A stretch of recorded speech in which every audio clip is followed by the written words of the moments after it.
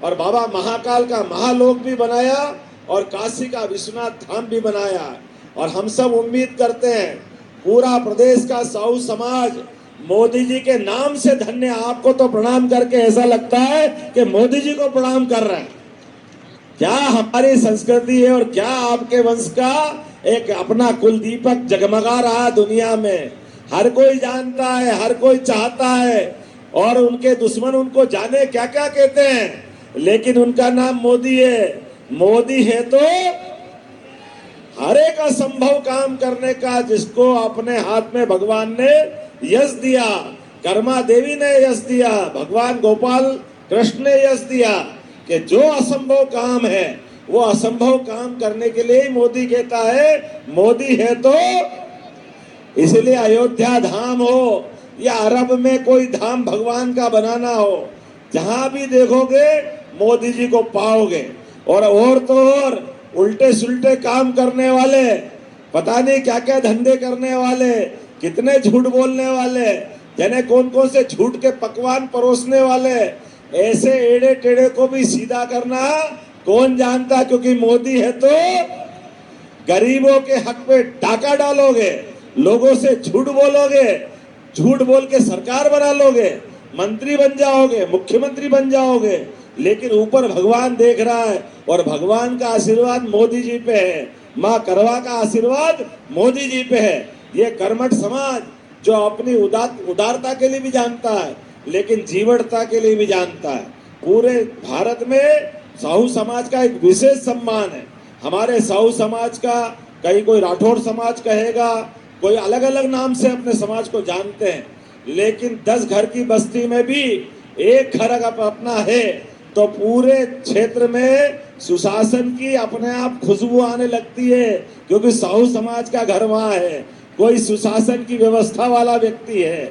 इतना अच्छा समाज और इतने उदार लोग जो अपने शहडोल की उस वादियों से लगा करके बालाघाट, मंडला, डिंडोरी और वहां से लगा के झाबुआ तक और मालवा से कल कछार तक जहां भी बैठे हैं, भगवान के आशीर्वाद से सदैव अच्छा काम करने के लिए बैठे हैं। मैं पूरे समाज का अभिनंदन करता हूं। अभी थोड़ी आचार संहिता है तो बोलने की मेरी सीमा है, लेकिन मन ऐसा करता है आज अगर आचार संहिता नहीं होती तो जो जो आप मांगते अभी देने की घोषणा कर देता। मुझे जरा देर नहीं लगती। अरे हमारा संबंध तो आपका अलग प्रकार का है, और आप तो वो समाज से आते हो जिनके माध्यम से भाजपा भी तर गई। दुनिया की सबसे बड़ी पार्टी बनाने का श्रेय अगर किसी को है तो हमारे मोदी जी को है, जिनने भाजपा का कद कहां से कहां बढ़ा दिया।